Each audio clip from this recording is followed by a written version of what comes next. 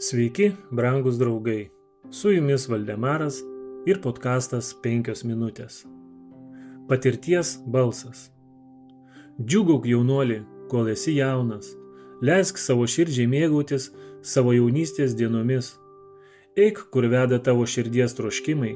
Daryk, kas patinka tavo akims. Tačiau žinok, kad dėl viso to tave Dievas pašauks į teismą. Mokytojų 11:9. Saliamono gyvenimo pamoka ypatingą moralinį atspalvį turi pagyvenusiems, kurie daugiau nebekopia kalno aukštyn, bet pasitikdami vakaro saulę leidžiasi žemyn. Mes tikimės pamatyti charakterio trūkumus jaunime, kuris nėra valdomas meilės ir tikėjimo į Jėzų Kristų. Mes matome jaunimą svyruojantį tarp gėrio ir blogio, tarp nustatytų principų ir tiesiog iš kojų verčiančių ir pražūtin genančių blogio gūsių. Bet iš brandaus amžiaus sulaukusių mes viliamės geresnių dalykų. Mes tikimės pamatyti nusistovėjusį charakterį, tvirtus principus ir gyvenimą aukščiau suteptų. Tačiau Saliamono gyvenimas yra mums tarsi perspėjimo švyturys. Būdamas patyręs maldininkas, kovojęs gyvenimo kovą ir galvojantis, kad stovi, žiūrėk, kad nepultum.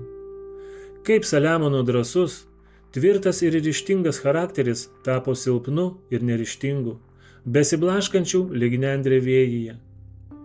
Kaip palinko šakotas Libano kedras ir tvirtas Bašano ąžuolas, smarkiai papūtus gundimo vėjui. Tai yra pamoka trokštančiam išgelbėti savo sielą apie būtinybę budėti maldoje.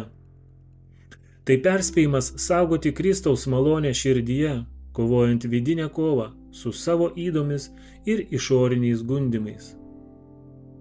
Nepasinerkite į nuodėmę, taip kai tai padarė jis, tikėdamiesi, kad ir jūs vėliau sugrįžti pas Dievą.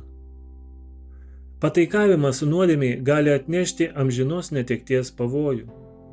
Tačiau ne vienam puolusiam nereikėtų nusivilti. Pagyvenę žmonės anksčiau garbinę Dievą, o vėliau sutepę savo sielas, paukodami savo dorybę ant geismų aukuro, vis dar turi viltį, jei atgailaus, išsižadės nuodėmės ir sugrįž pas Dievą. Saliamono talentų klaidingas panaudojimas turėtų būti perspėjimu visiems. Tik dorybėje yra tikrasis didingumas. Su jumis buvo Valdemaras ir podkastas 5 minutės.